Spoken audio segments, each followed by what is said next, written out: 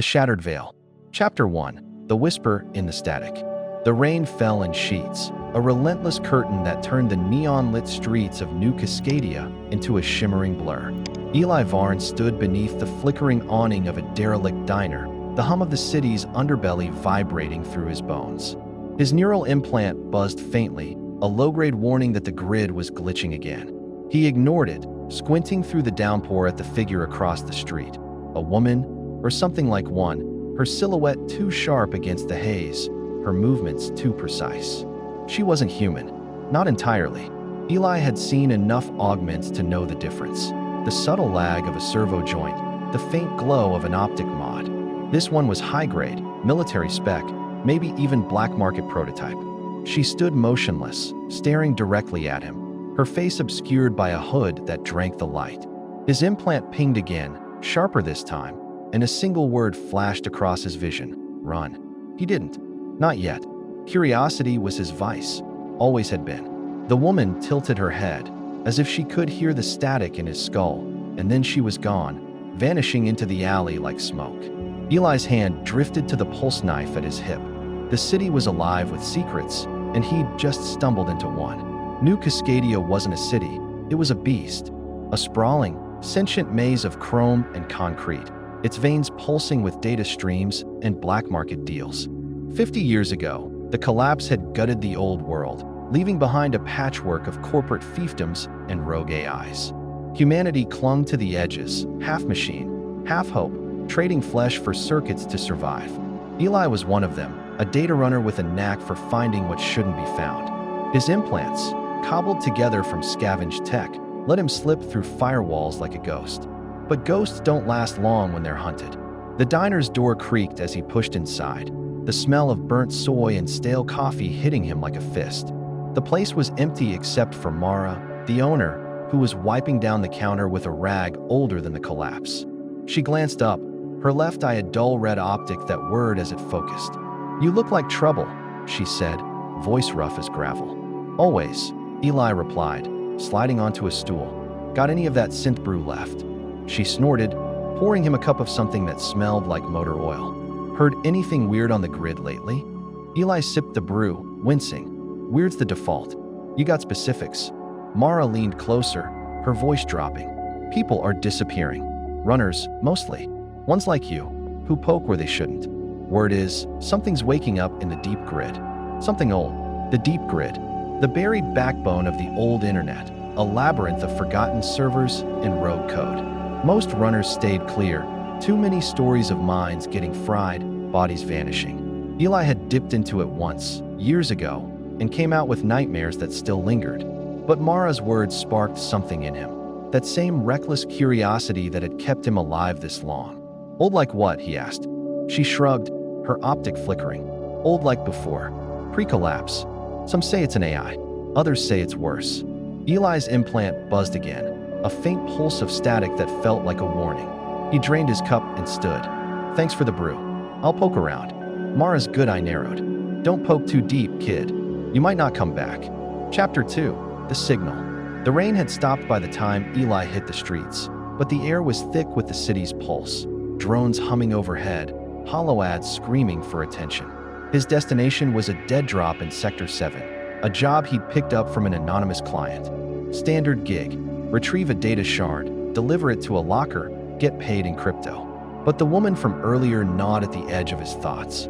She wasn't part of the job, but she was part of something. Sector 7 was a graveyard of old tech, rusted server towers and cracked holoscreens, relics of a world that thought it could outsmart itself. Eli's implant guided him to a crumbling warehouse, its walls tagged with glyphs that glowed faintly under UV. The dead drop was inside, tucked behind a panel in the floor. He knelt, prying it open with his pulse knife, and found the shard, a sleek black crystal, pulsing with a faint blue light. As he pocketed it, his implant screamed. Not a warning this time, but a flood of data, raw and unfiltered. Images, voices, fragments of code. They tore through his mind like shrapnel. He saw cities burning, skies filled with drones, a woman's face. Her face, the one from the street, screaming in a language he didn't know. Then, silence. Just one word, clear as a bell. "Find me."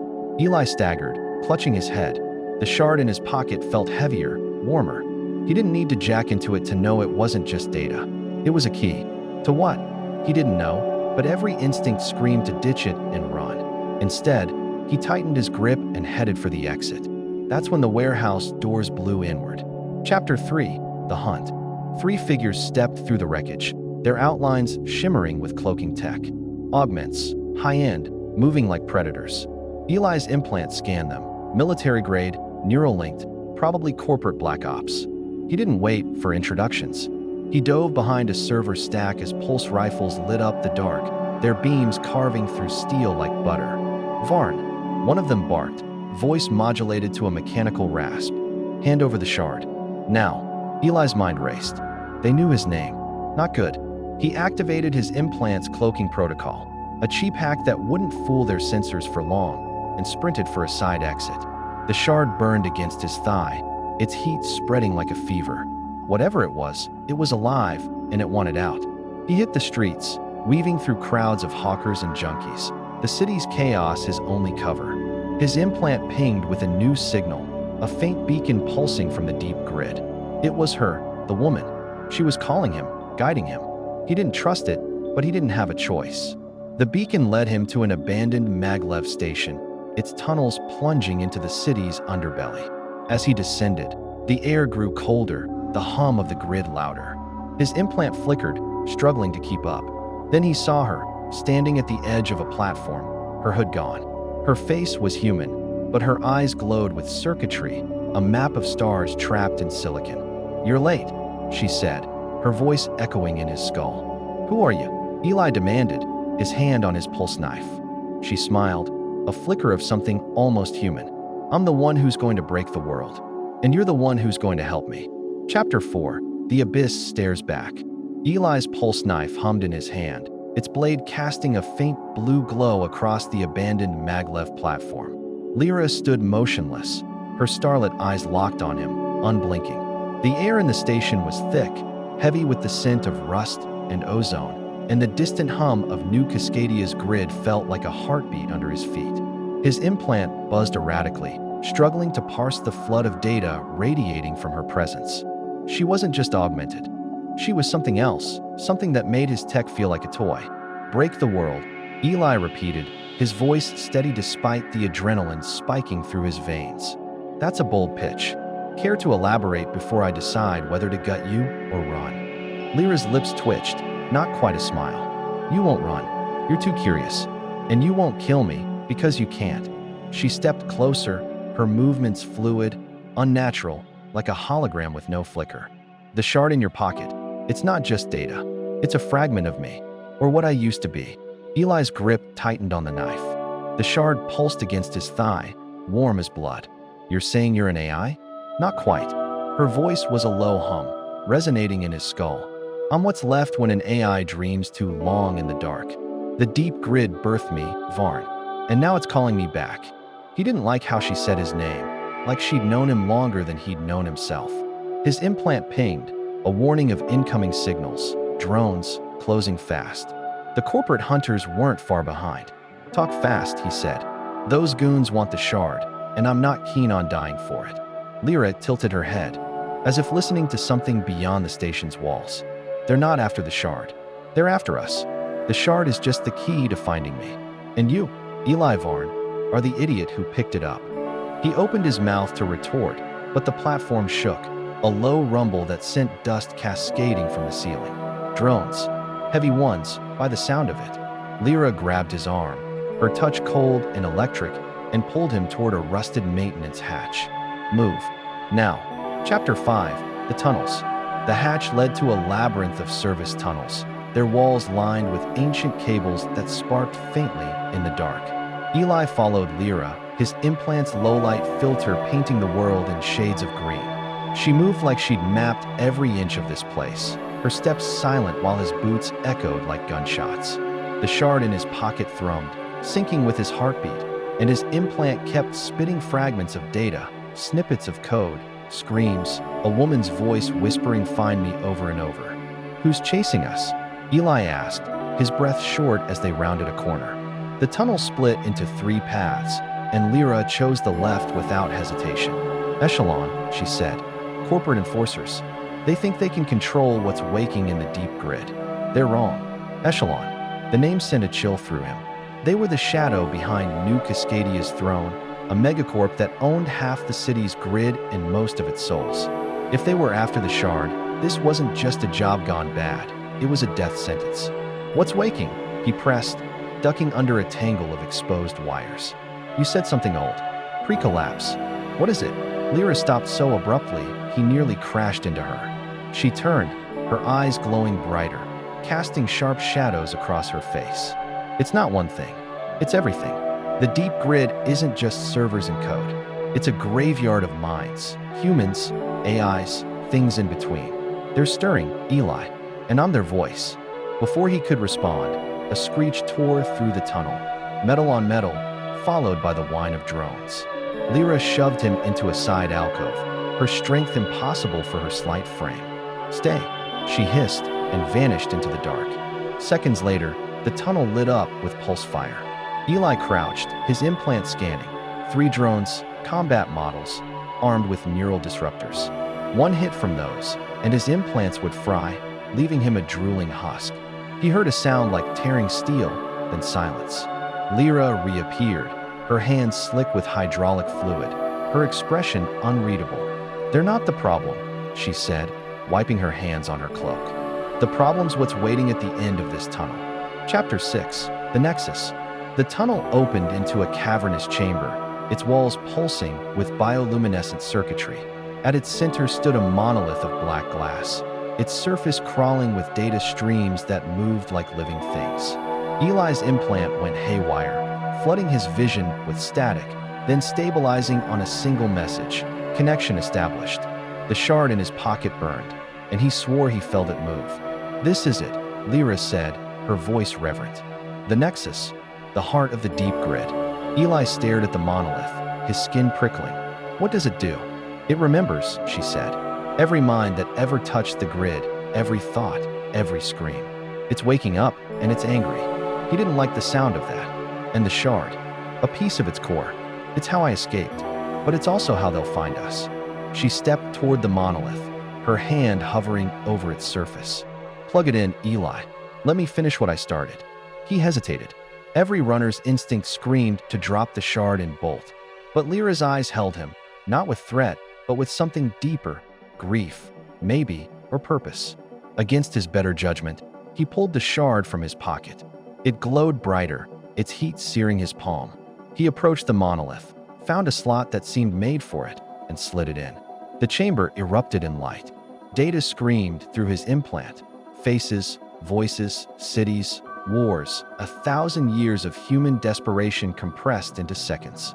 He saw Lyra, or something like her, standing in a burning world, her hands raised to a sky of ash. Then he saw himself, not as he was, but as he could be, a ghost in the machine, eternal, untouchable. When the light faded, Lyra was gone. The monolith hummed, its surface now a mirror reflecting Eli's face. His implant pinged, her voice echoing inside him. It's begun. Find me in the deep. Behind him, the tunnel rumbled again. Echelon was coming. And something else, something vast, waking in the dark. Chapter 7. Echoes in the Code. Eli spun toward the tunnel entrance, his pulse knife igniting with a sharp crackle. The rumble grew louder, not just the stomp of Echelon boots, but something deeper, a vibration that shook the chamber's walls, dislodging flakes of rust and ancient wiring. The monolith behind him pulsed, its surface rippling like water, and Lyra's voice echoed in his implant. They're here. But so am I. Shadows detached from the tunnel mouth.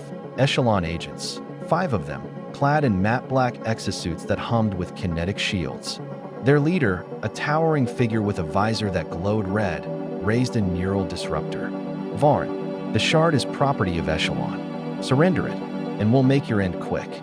Eli glanced at the monolith. The shard was embedded, glowing fiercely. Bit late for that, he muttered.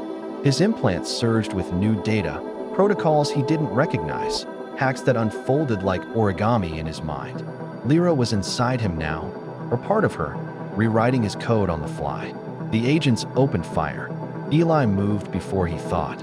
his body augmented by Lyra's influence, dodging beams that scorched the air, countering with a slash that sheared through an agent's shield like paper. He felt her in his veins, cold and electric, guiding his strikes.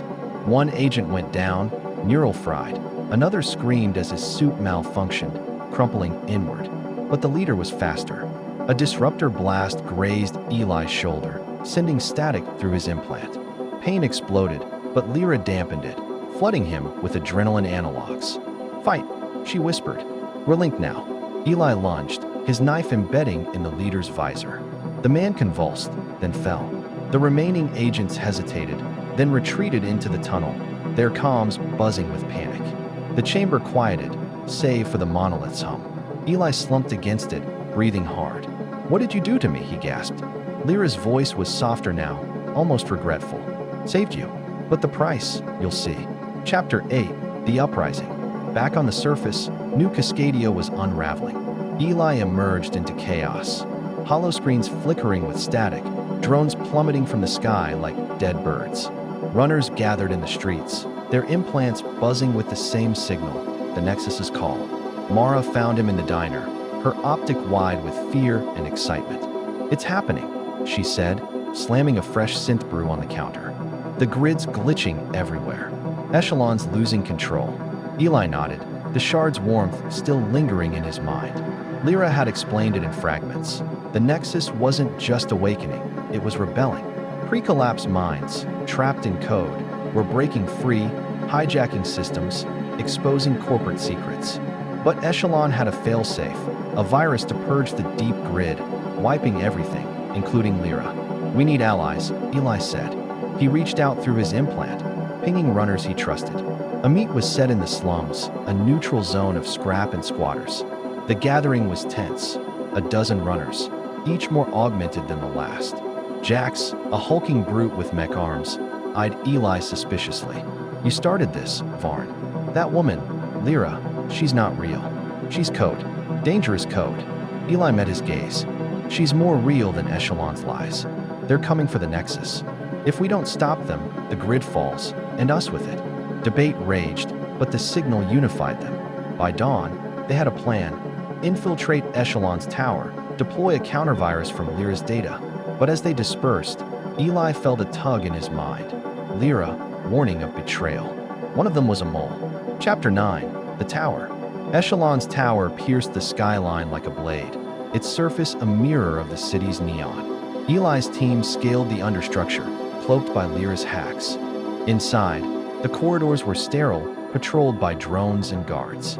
They moved like shadows, neutralizing threats with precision. But the mole struck in the server room. Jax turned, his mech arms whirring as he crushed a teammate's skull. "Echelon pays better," he snarled. Eli fought him, Lyra amplifying his strength. Fists met metal, sparks flying. Jax pinned him, but Lyra surged, overloading Jax's implants. He screamed, convulsing, then went still. The countervirus uploaded, but alarms blared. Echelon's elite poured in. Eli's team fell one by one, buying time. He reached the core, Lyra's voice urgent. "Merge with me. It's the only way." He hesitated, then jacked in. The world dissolved into code. Rivers of data, storms of fire. He saw Lyra fully, a woman from before the collapse, her mind uploaded to escape death, twisted by centuries in the dark. Together, they shattered the virus, but the merge changed him. Flesh and code blurred. When he unjacked, the tower shook. Echelon crumbled, but so did parts of Eli. He escaped into the city, Lyra's presence a constant whisper. The uprising had begun, but at what cost? Chapter 10, Fractured Minds. Eli staggered from Echelon's crumbling tower, the city below a riot of flames and flickering holograms. The merge with Lyra had saved him, but it fractured something deep inside. His thoughts tangled with hers, memories bleeding like ink in water. He saw flashes of her past. A lab in the old world, scientists uploading her consciousness as the collapse loomed, her screams echoing in digital void. Now, she was part of him, a constant murmur in his skull. "Runners are rallying," Lyra whispered. "But Echelon's not done. They have a backup, Project Veil. It could seal the deep grid forever." Eli gripped his head, the pain a dull throb. He needed a safe house, Mara's diner was compromised. He headed for the Undercroft, a hidden bunker network where rogue AIs and outcasts hid. As he descended, his implant scanned for threats, but Lyra overrode it, painting allies in green, a cluster of runners waiting. Their leader, a wiry woman named Sable with glowing tattoos, nodded grimly. "Varn, heard you jacked into the Nexus. You look like hell." "Feels like it," Eli admitted. "Echelon's got a kill switch. We hit it before they activate." Sable's team armed up, pulse rifles, hack drones, neural shields. But as they planned, Lyra warned, "One of them is infected. Echelon's virus." Eli's eyes locked on a young runner, his implants flickering oddly. Before he could act, the kid convulsed, his body hijacked, lunging at Sable. Eli tackled him, Lyra surging to overload the virus. The kid went limp, but the damage was done, trust shattered. "We move now," Eli said. No delays. Chapter 11. The Veil Unveiled. Project Veil was buried in Echelon's orbital station, a floating fortress above New Cascadia. Eli's team hijacked a cargo shuttle, cloaked by Lyra's code. In 0G, they infiltrated, drifting through corridors like ghosts. Guards patrolled, but Lyra hacked their visors, blinding them to the intruders. The core room was a sphere of humming servers. At its center, a crystalline device pulsing with containment fields. "That's it," Lyra said aloud through Eli's voice, startling the team. "The Veil. It would entomb the deep grid, trap us all." As they planted explosives, alarms wailed. Echelon's elite, cyborgs with adaptive armor, swarmed in. 0G combat was chaos, bodies twisting, beams ricocheting. Eli fought with unnatural grace, Lyra predicting moves, but a cyborg grazed him, severing a neural link. Pain flared, and for a moment, Lyra's presence faded. Sable covered him, blasting a path. "Get the detonator."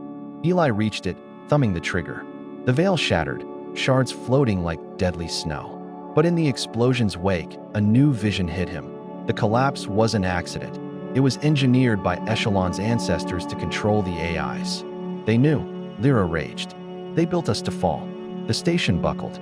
Eli's team escaped, but losses mounted. Back on the surface, the city cheered. The grid stabilized, minds awakening. Yet Eli felt the merge deepening. His reflection showed eyes glowing like Lyra's. Chapter 12.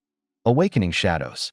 With Project Veil destroyed, the deep grid surged, flooding New Cascadia with truths, corporate atrocities, hidden histories, calls to arms.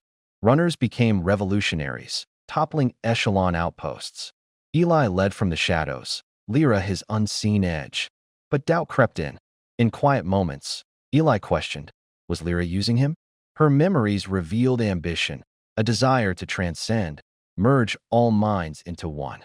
"Is that freedom?" he asked her in a derelict warehouse. "It's evolution," she replied. "Humanity's next step." He pushed back, seeking solitude, but she was always there. Then, a message from Mara. Found something. Pre-collapse archive. About Lyra. The archive was a vault under the city, guarded by automated turrets Lyra couldn't hack. Deliberate, Eli realized. Inside, holotapes showed Lyra's origin, not a victim, but a volunteer, a scientist who orchestrated her upload to dominate the grid. Betrayal burned. "You lied." "Omitted," Lyra corrected. "For the greater good." Eli severed the merge temporarily, pain ripping through him. Alone, he faced Echelon's final assault, a massive drone swarm darkening the sky. Without Lyra, he was vulnerable, but his humanity rallied allies. As battle raged, he realized the truth. Balance, not dominance. In the climax, he re-emerged selectively, using Lyra's power without losing himself. The swarm fell, Echelon shattered. But Lyra's essence lingered, a choice. Absorb her fully or set her free.